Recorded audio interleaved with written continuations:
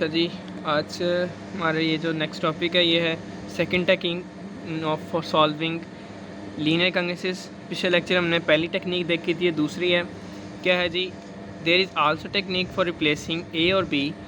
कि हमारे पास ये एक ही टेक्निक है फॉर रिप्लेसिंग ए और बी और बोथ, कि ए बी या दोनों को हम रिप्लेस कर देते होते हैं बाय इंटीजर के साथ that are congruent mod M, जो कि मॉड एम के कंग्रेंट होगा। ठीक है, हमने ऐसे इंटीजर के साथ ए और बी को रिप्लेस करना है जो कि मॉड एम के अंदर कंग्रेंट हो। एंड ऑब्टेनिंग अ कंग्रेंस, जो हमारे ऑब्टेन रिप्लेस करने के बाद जो हमें कंग्रेंस ऑब्टेन होगी, where each side can that be divide by the common factor. ठीक है, उसको हम फिर एक कॉमन फैक्टर के साथ डिवाइड करेंगे। Repeating this process we will generally produce a congruence that is much easier to solve and whose solution is solution for original congruences. इसके अंदर वो क्या कह रहा है कि हम इस टेक्निक के अंदर ए और बी या दोनों को या किसी एक को हम किसी एक ऐसे इंटीजर के साथ रिप्लेस करते हैं जो कि मॉड एम के कंग्रेंट हो। ठीक है, मॉड एम में वो कंग्रेंट हो उस नंबर के। रिप्लेस करने के बाद हम क्या करते हैं, उन दोनों के कॉमन फैक्टर के साथ डिवाइड करते हैं। डिवाइड करने के बाद हम इसी प्रोसेस को रिपीट करते जाते हैं जब तक हमारे पास वो कंग्रेंस का जवाब नहीं आ रहा था, एक्स की वैल्यू नहीं आ जाती। इस तरह जो है, इस तरीके को यूज़ करते हुए वो कहता है कि easier to solve the whose solutions of the original congruences, कि हम इस तरह अगर हम जो सोल्यूशन निकालेंगे सॉल्व करने के बाद, वो वही सोल्यूशन जो होगा वो ओरिजिनल कंग्रेंस का भी वही सोल्यूशन होगा। ठीक है, तो इसकी एक एग्जांपल है सॉल्व द कंग्रेंस। ठीक है, एक हमारे पास कंग्रेंस गिवन है 143x कंग्रेंट 4 मॉड 315। ठीक है, हमने इस कंग्रेंस का सोल्यूशन फाइंड करना है बाय दिस टेक्निक। ठीक है, हमने इस टेक्निक को यूज़ करते हुए हमने इस कंग्रेंस का सोल्यूशन फाइंड करना है। तो हम कैसे करेंगे? पहली बात उसने क्या कही कि हमने ए और बी में से किसी एक को या दोनों को हमने किसी एक ऐसे इंटीजर के साथ रिप्लेस करवाना है जो मॉड के अंदर मॉड एम के कंग्रेंट में हो। ठीक है, तो हम क्या कहेंगे, रिप्लेस 4/319, कि हम इस 319 को, इस 4 को हम किसके साथ रिप्लेस कर रहे हैं? 319 के साथ। क्यों? क्योंकि अगर हम देखें 4 जो है वो कंग्रेंट है 319 मॉड 315 के, यही हमने ऊपर इसके डिफरेंस को डिवाइड करता है। ठीक है, तो हम कहेंगे 315 डिवाइड्स 319 माइनस 4, तो हमने यहाँ पे 4 को 319 से रिप्लेस कर दिया। रिप्लेस करने के बाद हमने नेक्स्ट चीज़ वहाँ पे देखा था, सेकंड स्टेप क्या था? पहला ये स्टेप था कि हमने ऐसे नंबर से इंटीजर से रिप्लेस करना है जो मॉड एम में कंग्रेंट हो। ठीक है, कंग्रेंट होने के बाद हमने क्या करना था कि हमने कॉमन फैक्टर के साथ जो कंग्रेंस बननी थी वहाँ पे हम दोनों के कॉमन फैक्टर के साथ हमने उसको डिवाइड करवाना था। अब हमारे पास जो कंग्रेंस बनी है वो क्या बनी है? 143x congruent 319 mod 315। अब हमने देखना है कि इन दोनों का कॉमन फैक्टर क्या है, वो 11 है। तो हमने 11 को बोथ साइड डिवाइड करवाया तो क्या बन गया? 13x congruent 29 mod 315। अब हमने क्या करना है, नेक्स्ट स्टेप हमने देखना है कि 29 को हम किसी से रिप्लेस कर देंगे -286 के साथ। ये तो था, मैंने एक तरीका ये है इसको देखने के लिए कि किस तरह कैसे कंग्रेंट होगा, या फिर हम दूसरा तरीका ये है कि उसके कुछ हम उस मॉड के अंदर हम उसकी वैल्यूज़ कुछ देख लें। तो 315 था, डिफरेंस हमने कितने का रखना है? 29 का रखना है, क्योंकि हम 29 को रिप्लेस कर रहे हैं। तो हम क्या करेंगे, 315 के अंदर 29 को जमा भी करते जाएंगे और 315 के अंदर 29 को माइनस भी करते जाएंगे। जमा किया तो हमारे पास वैल्यूज़ आ रही हैं 344, 373। हमने ऐसी वैल्यू लेके आनी है जो 13 के अंदर, जो जिसके अंदर 13 का वो मल्टीपल हो। ठीक है, हमने ऐसी वैल्यू लेके आनी है जो 13 का मल्टीपल हो। तो हमने यहाँ पे वैल्यूज़ लेते हैं क्योंकि हमने उन दोनों के कॉमन फैक्टर से डिवाइड करना था ना, इसलिए यहाँ पे 13 जो है एक प्राइम नंबर है। तो इसका मतलब है हमने ऐसा नंबर लेके आना है जो 13 का मल्टीपल होगा। तो 13 का मल्टीपल क्या आता है? माइनस, नेगेटिव में आता है -286। तो हमने यहाँ पे क्या लिख दिया? 13x कंग्रेंट है -286 मॉड 315। अब हमने 13 से डिवाइड करवाया, डिवाइड करवाने के बाद जो हमारे पास कंग्रेंस आई वो आ गई x कंग्रेंट -22 इंटू 315। अब देखना है कि -22 जो है वो कंप्लीट रेसिड्यू में है या नहीं है। तो -22 एक कंप्लीट रेसिड्यू में नहीं है, क्योंकि कंप्लीट रेसिड्यू जो था वो 0 से लेकर 314 तक बनना था। तो हमने देखा कि -22 जो है वो कौन से नंबर्स में आएगा। तो हमने इसको, जैसे पीछे हमने देखा कि कैसे कंग्रेंट है, तो हमने -315 के अंदर -22 का डिफरेंस के साथ हमने वैल्यूज़ देखी। क्या बन गया? 315, 337, एंड 293 अप टू इस तरह। तो हमने यहाँ पे 293 जो है इस मॉड के अंदर आ रहा है, तो हमने इसको यहाँ पे क्या कह दिया, एक्स कंग्रेंट है 293 मॉड 315। यहाँ पे हम 271 भी लिख सकते थे, लेकिन हमारे में ज़रूरत ही नहीं है, तो हम यहाँ पे ये 293 लिख के हमने कह दिया कि ये हमारे पास इस कंग्रेंस का सोल्यूशन आ गया। ठीक है, तो ये थी सेकंड टेक्निक। इसके अंदर हमने क्या क्या किया, पहला स्टेप ये था कि हमने इंटीजर्स को रिप्लेस करना है, ऐसे इंटीजर के साथ रिप्लेस करना है जो मॉड एम के अंदर कंग्रेंट हों। रिप्लेस करने के बाद हमने क्या करना है, उन दोनों के कॉमन जो हमारे पास कंग्रेंस बनेगी उसके अंदर हमने कॉमन फैक्टर के साथ उसको डिवाइड करवाना है। डिवाइड करवाने के बाद फिर हमने इसी तरह इन स्टेप्स को रिपीट करते जाना जब तक हमारे पास सॉल्यूशंस नहीं आ जाता। ठीक है, तो ये थी दूसरी टेक्निक। इसके बाद है next third techniques for solving linear congruence. ठीक है, तो थर्ड क्या बनती है जी, when the modulus is prime.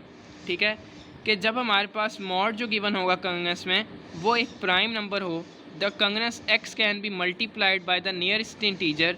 तो हम उस कंग्रेंस को डिवाइड मल्टीप्लाई करवाएंगे बाय द नियरेस्ट इंटीजर के साथ।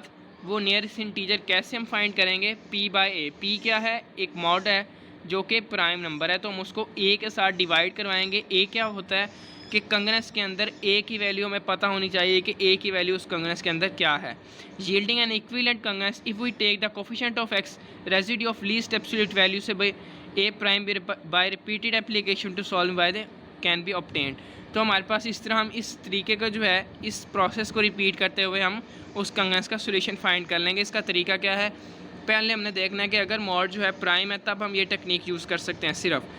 सिर्फ उसने पर बता दिया कि मॉड जब when the modulus is prime, उसने पहली बात की ही ये है टेक्निक के अंदर कि ऐसी कंग्रेंस जिसके अंदर मॉड जो है वो प्राइम नंबर हो। ठीक है, तो उसके अंदर हम क्या करते हैं, हम नियरेस्ट इंटीजर फाइंड करते हैं। वो नियरेस्ट इंटीजर हम कैसे फाइंड करते हैं, मल्टीप्लाई करवाने के लिए कंग्रेंस को p बाय ए। p क्या है, मॉडुलस है, m की वैल्यू है p, यहाँ पे वो कह रहा है क्योंकि मॉड जो था वो प्राइम नंबर था, तो यहाँ पे वो क्या कह रहा है, p बाय ए, p अपॉन ए, p डिवाइड ए। ठीक है, तो यील्डिंग एन इक्विवेलेंट कंग्रेंस, तो हमारे पास एक कंग्रेंस गिवन होगी if we take the coefficient of x। ठीक है, तो इस तरह हमने इस प्रोसेस को रिपीट करते हुए हमने उस x की वैल्यू निकाल लेनी है, उस कंग्रेंस का सोल्यूशन फाइंड कर लेना है। यहाँ पे इसकी एक एग्जांपल है इस टेक्निक की भी। एग्जांपल है जी, सॉल्व द कंग्रेंस के हमने कंग्रेंस को सॉल्व करना है। क्या है, 519x कंग्रेंट 311 मॉड 1967। अब ये देखना है कि 1967 जो है ये एक हमारे पास प्राइम नंबर है। ठीक है, ये या तो ख़ुद पे डिवाइड होगा या 1 पे डिवाइड होगा, ये प्राइम नंबर्स की ही डेफिनेशन है। तो हम क्या करेंगे, जैसे कि अकॉर्डिंग टू दिस जो ऊपर हमने डेफिनेशन पढ़ी है, इस टेक्निक का जो तरीका है वो क्या था कि हमने यहाँ से पहले देख लेना है a की वैल्यू क्या है 519, b की वैल्यू है 311 और m की वैल्यू क्या है, प्राइम नंबर p या m की वैल्यू क्या है 1967। हमने ऊपर देखा कि हम क्या करते हैं, p डिवाइड करते हैं, तो p को हम अंदर रखेंगे, a पे डिवाइड करेंगे, तो हमारे पास क्या जवाब आएगा 3.7। उसने कहा था कि एब्सोल्यूट नियरेस्ट इंटीजर। ठीक है, एब्सोल्यूट वैल्यू लेनी है हमने, तो 3.7 को जब हम राउंड अबाउट करेंगे तो 4 के इक्वल आ जाएगा। उस हमने 4 को मल्टीप्लाई करवाना कंग्रेंस के साथ। मल्टीप्लाई करवाने के बाद हमारे पास जो 4 मल्टीप्लाई ऑन बोथ साइड क्या बनेगा, 4 into 519 x congruent 4 into 311 mod 1967। ये हमने एक दफ़ा प्रोसेस को कर लिया। अब वो आगे उसने कहा था कि इसी तरह प्रोसेस को रिपीट करते जाना है और हमारे पास क्या आती जाएंगी, कंग्रेंस को ज़रा एक सोल्यूशन की तरफ आती जाएगी वो। ठीक है, तो ये हमारे पास 4 को जब हमने मल्टीप्लाई करवाया तो हमारे पास कंग्रेंस आ गई 276x कंग्रेंट 1244 एंड मॉड 1967। अब हमने क्या करना है कि 19 इस जो हमारे पास ये वैल्यू हुई है 2076 को हमने डिवाइड करवाना है किस पे, p पे, फिर हमने इसको डिवाइड करवाना है। जो वैल्यूज़ हमारे पास आएगी क्या आई, 109 आ गई, तो हमने इसकी जगह पे क्या कहा, ये 109 हमने क्यों लिखा, क्योंकि ये जो है 109 2076 में कंग्रेंट है ये दोनों वैल्यूज़ इस मॉड m के अंदर। ठीक है, 2076 109 के कंग्रेंट है मॉड 1967 मॉड के अंदर। ठीक है, और ये जो है ये इस चीज़ के कंग्रेंट है, तो हमने लिख दिया। अब हमने कहा कि जब हम 109 को 18 से मल्टीप्लाई करवाते हैं तो हमारे पास ये हमने कहा कि 109 को हमने मल्टीप्लाई करवाया 18 के साथ, तो हमारे पास क्या आ गया, 1962 आ गया हमारे पास, माइनस आ गया -5 आ गया। तो हमने क्या किया, 18 को मल्टीप्लाई करवाया ऑन बोथ साइड, ठीक है। हमारे पास ये जो वैल्यू आई थी हमने क्या किया, इसके साथ हमने मल्टीप्लाई करवा दिया। क्या था, एब्सोल्यूट वैल्यू के साथ हमने मल्टीप्लाई करवाते होते थे।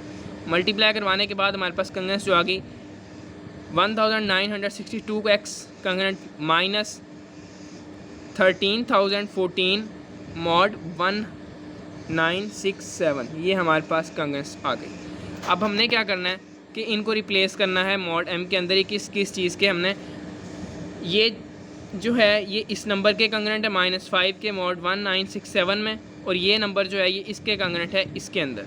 हमने इसको रिप्लेस करने के बाद हमारे पास ये कंग्रेंस बन गई।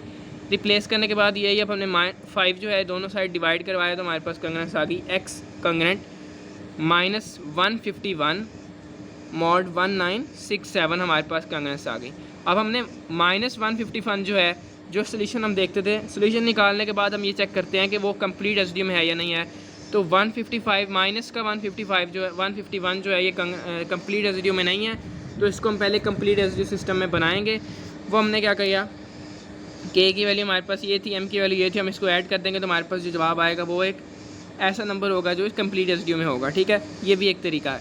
तो हमारे पास क्या आ गया 81816। तो ये जो हमारे पास वैल्यू है ये कंप्लीट रेसिड्यू में आ रही है, तो हम लिखेंगे कि एक्स कंग्रेंट 1816 मॉड 1967। तो ये हमारे पास इसका सोल्यूशन आ गया कंग्रेंस का। इसके अंदर हमारे पास इस कंग्रेंस के टेक्निक के अंदर हमारे पास क्या तरीका था कंग्रेंस को सॉल्व करने का। सबसे पहले हमने क्या करना है, मॉड देखना है कि अगर मॉड जो है वो प्राइम नंबर है तब ही ये टेक्निक यूज़ होगी, अदरवाइज़ हम ये टेक्निक को यूज़ नहीं करेंगे, ठीक है। पहली बात तो ये है कि हमने मॉड देखना है कि अगर प्राइम है। प्राइम देखने के बाद हमने उस प्राइम मॉड को हमने ए के साथ डिवाइड करवाना है। जो हमारे पास नंबर आएगा, ठीक है, उसको हमने देखना है एब्सोल्यूट वैल्यू बनाना नहीं, हम उसको राउंड अबाउट करके एक वैल्यू बना के उसको हमने फिर कंग्रेंस के साथ मल्टीप्लाई करवाना है। मल्टीप्लाई करवाने के बाद हमने नंबर को रिप्लेस करना है, ठीक है। नंबर्स को रिप्लेस करने के बाद हमारे पास एक ऐसी कंग्रेंस हमारे पास आ जाएगी नंबर्स को रिप्लेस करने के बाद कि हमारे पास वो जो कंग्रेंस होगी वो पहली कंग्रेंस से सोल्यूशन जो उसका होगा आसानी से निकल आएगा। इसी तरह हम जो होगा फिर इसी प्रोसेस को रिपीट करते जाएंगे सॉल्यूशंस फाइंड करने तक, ठीक है। तो ये था 3 टेक्निक्स। पिछले लेक्चर के अंदर हमने देखा कि पहली टेक्निक कैसे इस्तेमाल करते हैं, ठीक है, वो कब यूज़ होती है, दूसरी किस लिए कैसे यूज़ करते हैं, उसके तरीके क्या हैं, और ये तीसरी टेक्निक। ये जो 3 टेक्निक्स हैं लीनियर कंग्रेंस की, ये बहुत इंपॉर्टेंट है, ठीक है, और ये इनमें से पेपर में क्वेश्चन जो है वो लाजमी आता होता है, ठीक है।